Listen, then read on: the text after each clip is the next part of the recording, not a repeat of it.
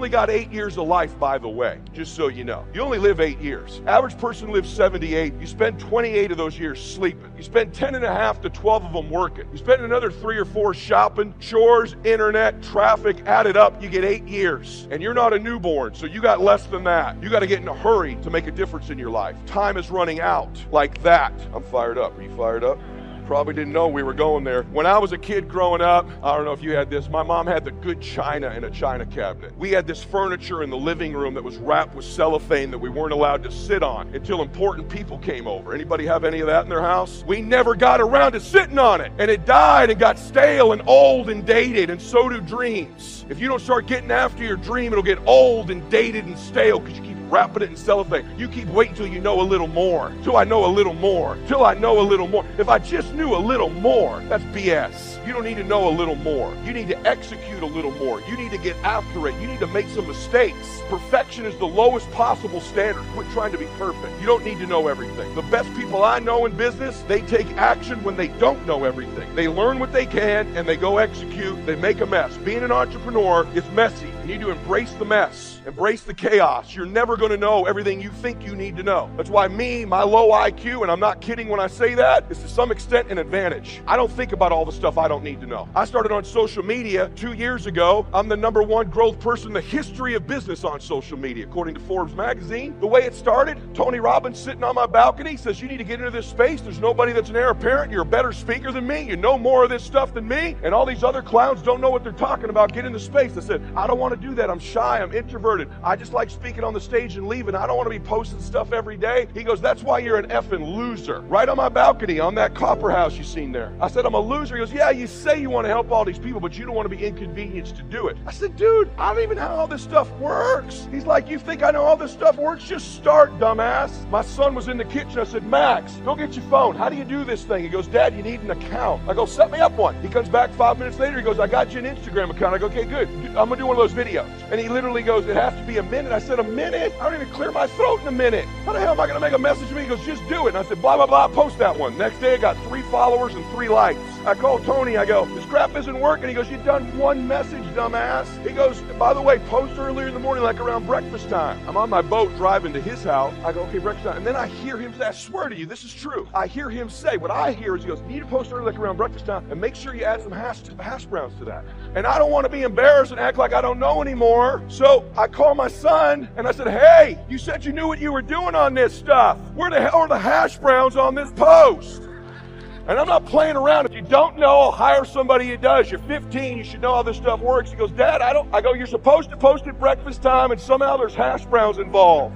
Hashtags. And then Tony was my first guest. Then I recorded my first podcast. Listen to me. This will relate to you, and then I'm going to get into some details. So I said, Tony, how do you do one? He goes, I don't know. Google it. I have the #1 podcast in the world now. Tony, Grant, Gary Vee combined left downloads than me. They've been doing it for years. I've been doing it for like 18 months. Why is that? By the way, you should be listening to my podcast. Okay. Why? So this is literally what happens. I go, how do you say it? He goes, what the hell, Tony? Tony, what are you talking about? How do you say it where it gets in your computer? He goes, you probably need a microphone, dude. I don't know. Google it. So I Google how to start a podcast. Tim Ferriss, turns out, I didn't even know who that was, had an audio on how to start a podcast. I listened to the audio. He says, go to Amazon. I got a kit, the microphone, the recorder, that other stuff. So I order Tim Ferriss's kit, right? I get it to my house. I plug the mic in. I stick it, and I talk for like 30 minutes, my first podcast. And then I'm done. And I call Tony. I go, hey, I get it. How does it get out of that box into the world? He goes, I think you need to take that stick out and stick it in your computer. I'm on the phone with him. I go, okay, it's in there. He goes, save it. I go, okay, it's on the computer. Okay, cool. And we hang up. And then like an hour later, I go, so how do people know that's in my computer? You think I'm kidding? I swear to God. How do I know this is in my, and I call, I go, hey, how's it get out of my computer into the, the internet? He's like, I don't know that part either. I just record when my team does it. I go, I don't have a team. I got Max. He doesn't even know about hash browns. And then I finally figured out you had to host things. Do you think if I waited around to know everything, this would not have happened? You take action. The Lord has a way when you step into a new space of revealing to you the people, places, resources, and things you need in that space, and you go from there and you go to the next one. I have a great friend of mine named Carl Edwards, who was a NASCAR driver. I sponsored his car for a number of years, and he said the scariest thing in NASCAR is when there's a crash in front of you, we are trained to drive right into the smoke.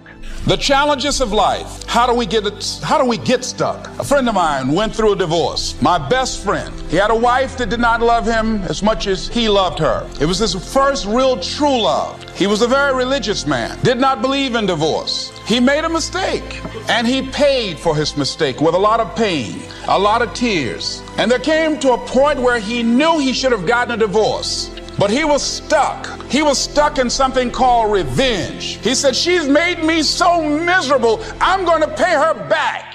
He was stuck. And he stayed in there longer than he should have because it began to attack him. It began to affect him psychologically. And as a result of that, when he eventually did get a divorce, he took that same attitude to other relationships, looking for something to go wrong. He was burned so badly, he did not want to risk pain again. He was going in relationships trying to avoid pain. When it became too close, he would do something to make sure the relationship did not work. He would always try and find something wrong with the person because there are no perfect people. So if you look for it, you can find it.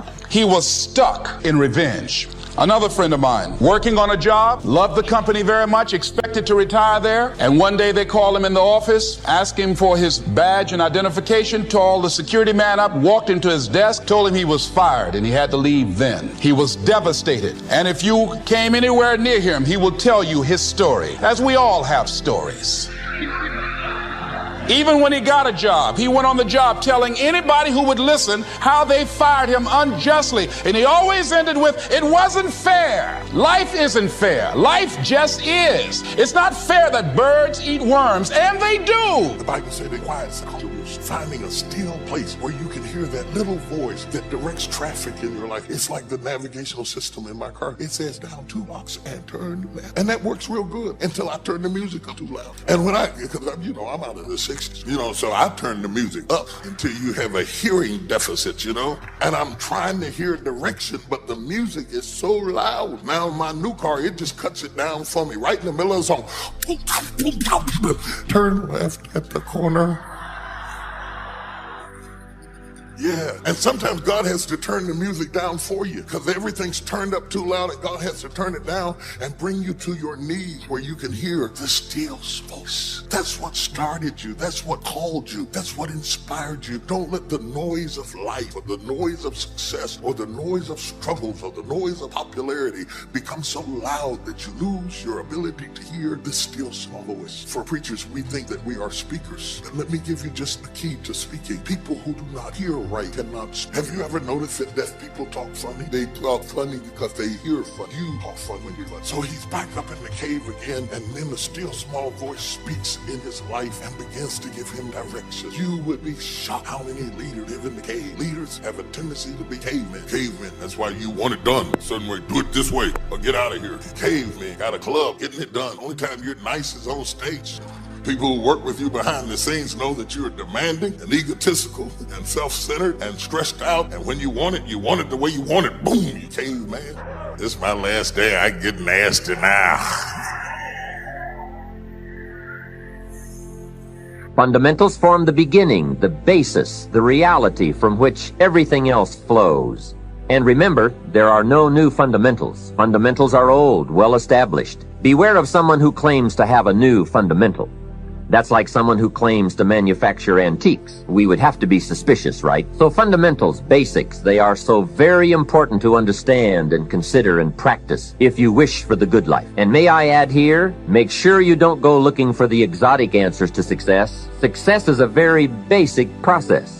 It doesn't fall out of the sky, it doesn't have any mysteries, nor does it fall into the realm of the miraculous. Success is merely a natural result that comes from the consistent operation of the practical fundamentals. As someone wisely remarked, to be successful you don't have to do extraordinary things. Just do ordinary things extraordinarily well. Mr. Schoaf, my teacher, gave me many great phrases I'll always remember. One of them was, there are always about a half dozen things that make 80% of the difference. What a key thought, a half dozen things. Whether we are working on our health, wealth, personal goals, or professional enterprise, The difference between our ultimate success or inevitable failure lies in the degree to which we are willing to seek out, study, and to go to work on those half-dozen things. For a farmer to reap a plentiful harvest in the fall, for example, the major basics are fairly obvious. Soil, seed, water, sunshine, nourishment, and care. Each fundamental being equally in need of study and attention, for together they bring about the best chance for a successful harvest.